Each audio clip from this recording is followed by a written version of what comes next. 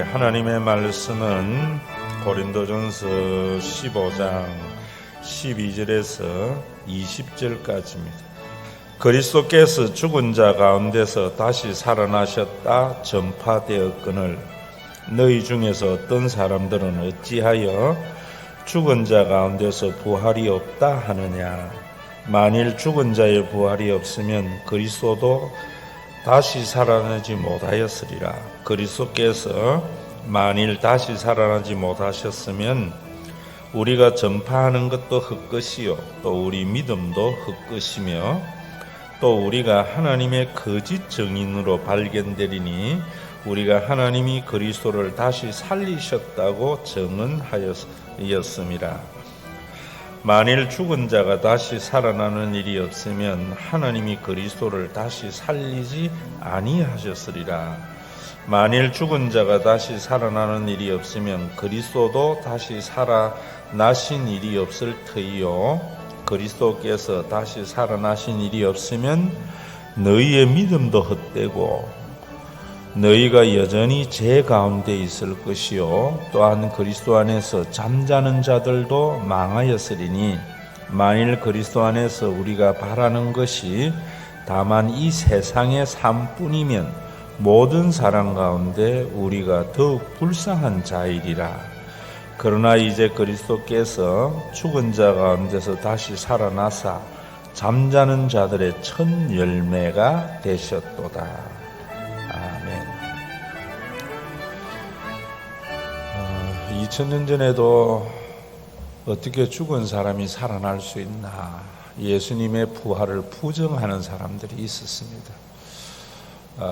그런 그들에게 예수님이 부활하시지 아니했다면 또 죽은 자가 다시 살아나는 일이 없다면은 우리의 믿음도 헛되다. 우리가 예수를 믿어야 할 이유가 없다. 이런 말이지요. 그리고 우리가 거짓 증언자가 될 거다.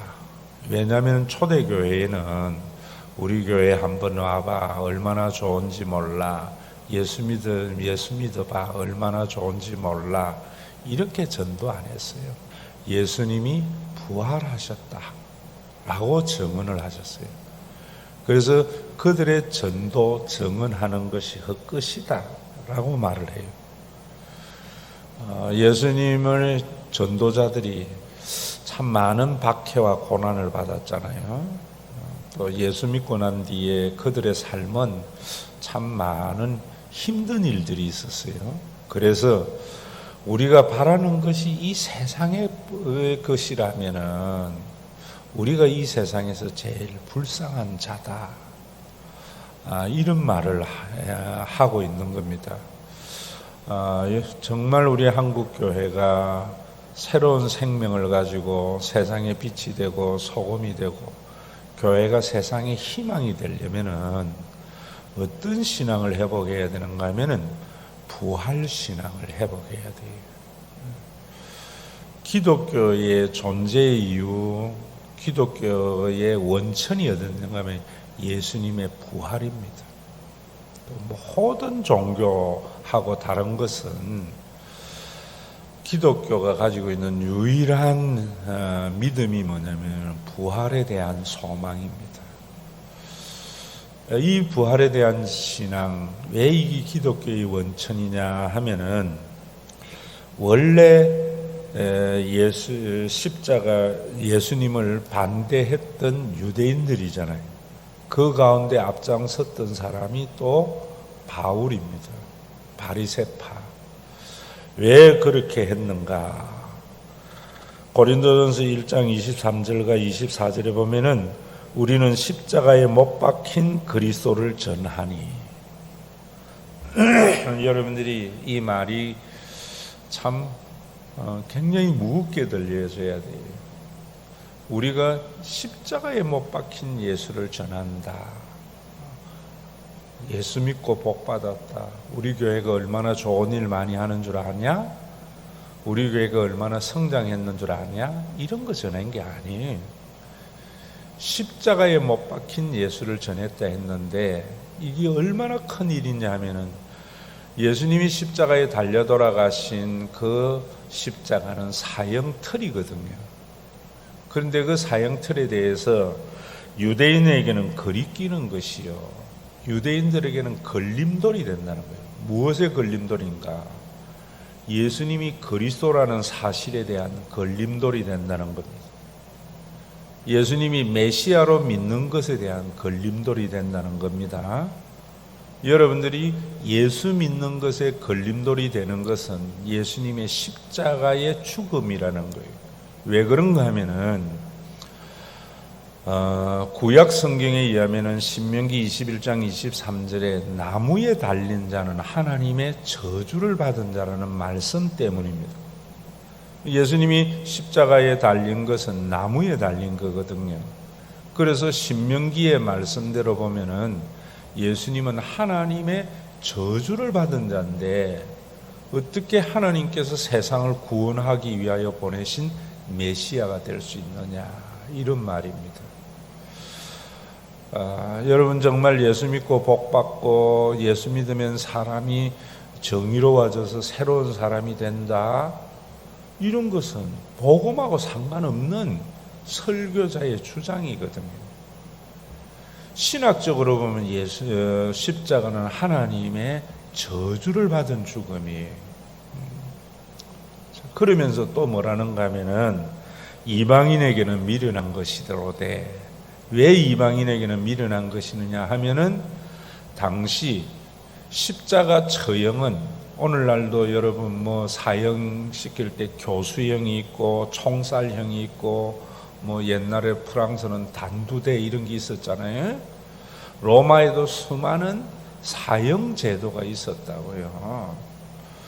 그 사형 제도 가운데 오호라 나는 공고한 사람이로다 이 사망의 몸에서 누가 나를 건져내랴라고 할 때에 그때의 그 탄식도 로마의 사형 제도의 상황을 묘사한 거예요. 아주 악독한 사람은 죽은 시신하고 함께 묶어서 무덤에 던져버린다고요. 여러분 얼마나 끔찍한지. 그래서 바울이 자기 안에 의를 행하려고 하는 자신과 악을 행하려고 하는 자신이 동시에 있는 걸 보면서 시신과 묶여져 있는 사형수의 모습을 그리고 있는 겁니다. 그러면 십자가의 형태는, 처형은 뭐냐면은 아무에게나 하는 게 아니에요. 뭐 우리는 흔히 로마 시민권자에게는 안 한다는데 왜 안 하는가 하면은 로마에 대한 반역자를 처형하는 것이기 때문입니다. 옛날 영화도 보면 스파르타쿠스, 로마를 향하여 반역을 했던 그 노예 중에 한 사람이잖아요. 그래서 로마 가는 그 길에 2,000명의 노예들을 십자가 처형을 시켰듯이 예수님이 십자가의 처형은 로마의 관점에서 보면은 로마에 대해서 독립운동을 한 자의 처형이거든요. 그러니까 왜 미련한가 하면은 얼마나 미련하기 짝이 없어요. 당대의 최강 미국, 오늘날로 미국을 향하여 어부 12명을 데리고 독립운동을 한 사람이니까 미련하기 짝이 없는 거지요. 그런 사람이 어떻게 메시아가 될 수 있나, 이런 말입니다. 그런데 바울도 역시 그렇게 봤거든요. 그런데 오직 부르심을 받은 자들, 하나님의 부르심을 받은 자들에게는 유대인이나 헬라인이나 신학적 관점에서나 세상의 관점에서나 그리스도는 하나님의 능력이요 하나님의 지혜다. 여기 하나님의 능력이라는 말은 왜 그러는가 하면은 로마인들은 힘, 능력이 세상을 구원한다고 봤어요. 그래서 로마인들에게는 힘을 가진 자가 정의라고요. 오늘날도 여러분 대통령 잘 뽑으면 우리나라 잘 되고 서울시장 잘 뽑으면 서울이 잘 된다는 것은 로마적인 생각입니다. 부르심을 받은 자는 무엇이 세상을 구원하는가? 십자가에 매어 달린 예수님이 그거 하셔야 됩니다. 제가 여러분들에게 그런 이야기 하잖아요. 세상은 정치인들은 법을 바꾸고 제도를 바꾸어서 정의를 추구하는데 그 법과 제도는 실행되게 하는 것은 목사님들이죠. 사람이 바뀌어야지 법과 제도가 실행이 되지. 안 바뀌면은 여전히 LH 사건은 또 일어난다고요. 그런 걸 보면서 목사들은, 그리스도인들은 참 우리가 잘못했구나. 어떻게 교인들에게 자본주의적 가치관을 심어줬구나. 자본주의적 가치관이 뭐예요? 남들보다 더 많이 가지면은 행복하고 안전할 거라는 거. 많이 가진다고 행복하거나 안전한 게 아니잖아요. 어디서 그거 깨달아야 되는가? 교회 와서 설교 들으면서. 그런데 그런 게 잘 없잖아요. 또 그 다음에 보면은 하나님의 지혜라는 것은 헬라인들은 지혜가 구원에 이르는 거라 그랬어요. 로고스가. 그래서 이 세상을 구원하는 것은 십자가다. 여러분 이런 자부심이 있어야 돼요. 우리 교회 와서 여러분들이 자본주의적 가치관에 함몰되어져 있던 사람이 예수님의 십자가의 도에 의해서 변화되어져야 돼요. 제가 여러분들에게 이야기하잖아요. 성경은 주는 자가 행복하다고. 세상은 소유하는 자가 행복인 줄 알아요. 진짜 행복은요, 주는 자가 행복이에요.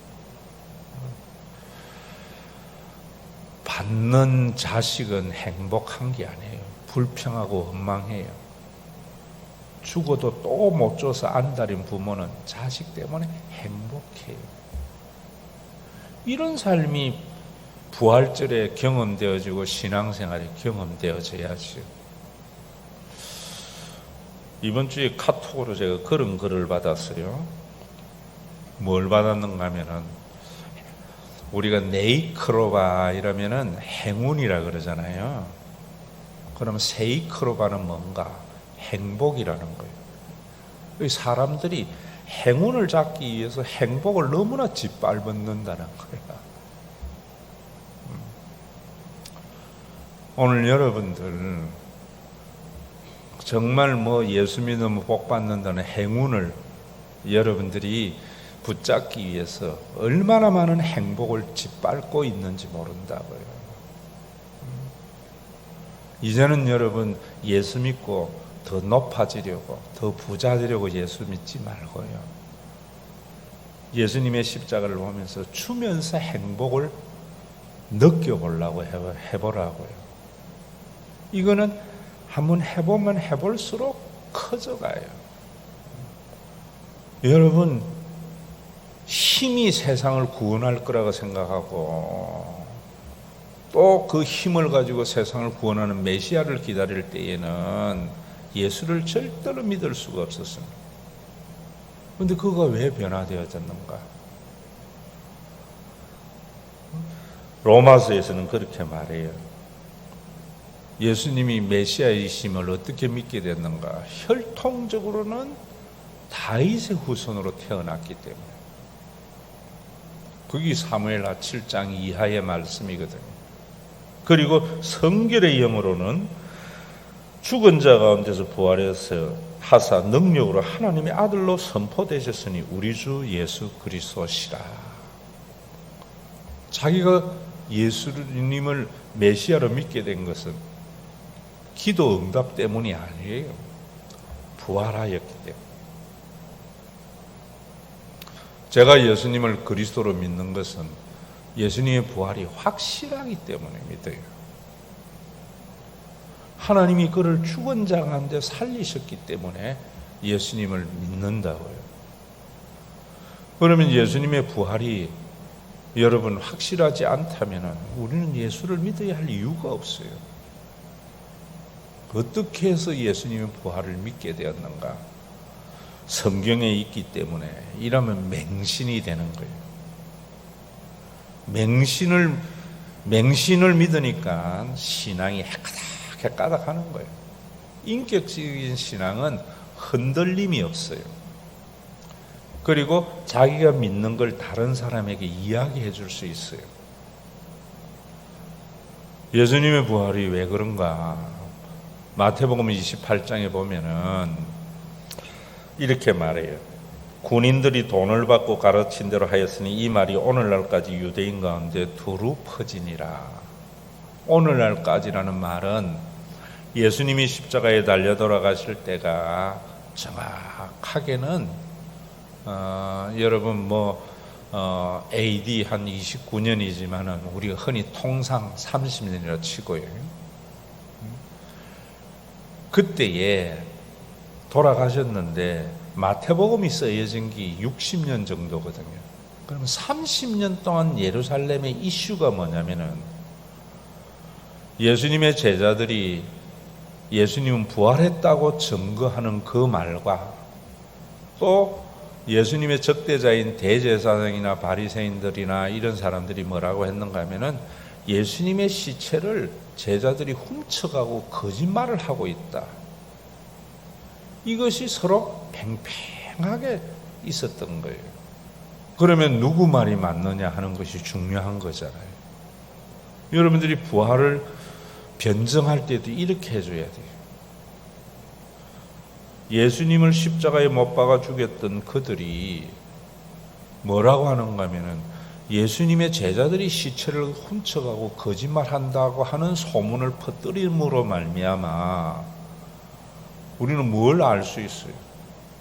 예수님의 무덤이 비어 있다는 것. 예수님의 무덤에 시체가 있으면 보여주면 되는데 보여줄 시체가 없다는 사실은 누구나 알 수 있는 사실이에요. 그러면은 제자들의 말이 맞느냐, 적대자들의 말이 맞느냐, 이 두 개의 문제만 있는 것이요. 그래서 30년 동안 서로 논쟁하는데 30년 동안에 어떤 일이 있는가 하면은 예수님의 제자들이 그들의 이야기들 하면은 예수님이 부활하지 않은 것을 제일 정확하게 아는 사람들이 제자들이잖아요. 내가 시체 훔쳐놨기 때문에. 근데 그들이 예수님의 부활을 증거하다가 다 순교를 당해요. 왜 순교하겠어요? 그거 한번 부정하면은 안 죽을 수도 있고 잘 살 수도 있는데 부활의 목격자이기 때문에. 저는 그래서 예수님은 부활하신 것을 믿는 거예요. 그럼 더 중요한 것은 예수님의 부활의 역사적 사실을 받아들이는 것도 중요하지만은 인격적인 신앙을 해서 부활을 받아들여야 할 이유가 어디 있느냐는 거예요. 왜 부활을 믿어야 되는 거예요? 우리의 부활의 첫 열매 때문이지만은 부활이 가리키는 바를 알아야 돼요. 왜 하나님께서 예수님을 부활하게 하셨는가? 예수님의 십자가는 유대인들이 생각하듯이 하나님의 저주받은 죽음은 분명한데 자기 죄 때문에 아니라는 거예요. 그래서 로마서 5장 8절에 보면 우리가 아직도 죄인이 되었을 때 그리스도께서 우리를 위하여 죽으심으로 하나님께서 우리에게 대한 사랑을 확정해 주셨느니라. 우리 모두는 하나님의 저주를 받아야 할 자들이에요. 저주라는 것은 뭐 잘못되고 이런 게 아니라고 했지요. 유기, 내버려 둠. 여러분 사랑의 반대는 미움이 아니잖아요. 사랑의 반대는 뭐예요? 무관심이에요. 이젠 네 마음대로 해. 나 상관 안 해. 하나님의 저주를 자꾸만 사업이 안 되고 자녀가 안 되고 이렇게 이야기해버리면은 그거는 샤머니즘 신앙이에요. 그런 걸가 여러분들을 두렵게 해가지고 손가락 움직이는 대로 여러분들을 움직이게 하려는 것이 죽은 종교인들의 모습이에요. 첫째로 여러분들이 저주에 대한 생각부터 달라야 돼요. 하나님이 내버려 두는 거예요. 내버려 두면 어떻게 되는가? 힘 있는 사람들의 세상이 돼버리고 없는 사람들은 죽을 맛이 되는 거예요. 여러분, 내가 잘못하는데도 자꾸 뭐 일이 더 잘 된다. 그러면 나 하나님에게 버림받은 자가 아닌가? 이래 생각해야 돼요, 기독교인들은. 잘못됐을 때 하나님이 버린 게 아니에요. 하나님은 사랑하는 자를 징계하는 거예요.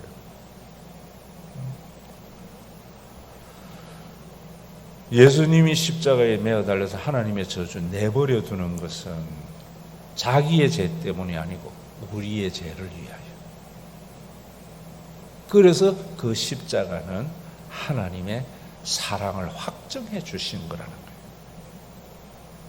우리 아들 기도 응답으로 좋은 대학 간 게 나를 사랑하는 게 아니고요. 예수님의 십자가를 보면서 사랑을 알아야 돼요. 그래서 효도는 누가 하는가?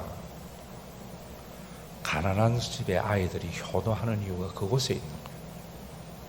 부잣집 아이들은 부모가 뭐 고생하는 걸 모르거든요. 오늘부터 여러분 부활절에 예수님이 나를 사랑하는 것, 뭐 십자가 때문에. 왜 그 사랑을 받아들여야 되는가? 바울은 헬라인이나 로마인이나 야만인이나 누구에게나 지혜 있는 자나 어리석은 자에게나 내가 다 빚진 자다. 세상은요, 언제나 힘 있는 사람이 갑이에요. 하나님의 사랑을 받아들이는 사람은 힘 있는 자가 을의 생각을 가지게 되는 거예요. 주는 자가 을의 생각을 가지는 거예요. 내가 복음을 전해서 네가 구원을 받았지만 네가 나에게 을이 아니고 내가 을이다. 왜? 내가 예수 믿고 하나님의 자녀 되는 것은 너에게 복음 전하라고. 네가 없으면 내가 하나님의 자녀 될 수 없었어. 이런 마음에서 사랑의 빚진 자라고 하는 거예요. 구원의 빚진 자라는 거예요. 세상에는요, 왜 문제예요? 전부 주면서 갑질하거든. 내가 네한테 어떻게 했는데 네가 이럴 수 있어. 하나님의 사랑과 은혜 아래 있으면은 내가 너에게 줄 수 있었던 것은 하나님이 너를 위해서 사용하라고. 이 바울의 소명사상이에요. 육을 가지고 있는 우리들이 이런 삶을 사는 게 쉽지 않아요. 진짜 신자는요, 부활절에 와서 예배를 드리고 뭐 이런 거는 형식이에요. 하나님의 사랑 때문에 모든 사람에게 빚진 마음을 가지고 사는 삶. 가지면 가질수록 을의 마음을 가지는 사람. 주면서도 받는 사람에게 고마워하는 사람. 이 사람이 여러분 진짜 신자예요. 정치인들이 이런 마음으로 주민과 국민을 섬겨보라고요. 이 길이 쉽지 않아요. 왜 쉽지 않은가? 우리 속에 육이 있거든요. 가지고 있으면 갑질하고 싶고, 주고 나면은 좀 행세하고 싶고, 그 마음을 이겨나가는 것이 하나님의 은혜, 십자가, 성령의 능력이에요. 그래서 제가 여러분들에게 그런 이야기 하는 거예요. 사랑해보세요. 남는 건 상처라고. 사람들 사랑해보세요. 마음에 남는 건 상처예요. 그런데 왜 그러는가? 부활의 소망, 하나님의 사랑 때문이에요. 이 길을 걸어가는 사람이 쉽지 않아요. 부활 이후에 여러분들의 찬양이 좀 이랬으면 싶어요. 내 주를 가까이 하려 함은 십자가 짐 같은 고생이에요. 우리 주 예수 그리스도의 은혜와 아버지 하나님의 사랑하심과 성령님의 감동하심이 부활의 첫 열매가 되셔서 살아계신 주가 나의 참된 소망이기 때문에 걱정 근심 전혀 없는 삶, 사랑의 주님이 자신의 갈 길을 인도하니 자신의 모든 삶의 기쁨에 늘 충만하기를 원하는 믿음의 권속들, 이들을 보호하기 위하여 선물로 주신 신과 회복 있는 교회 위에 주의 강림의 그날까지 함께 있을지어다.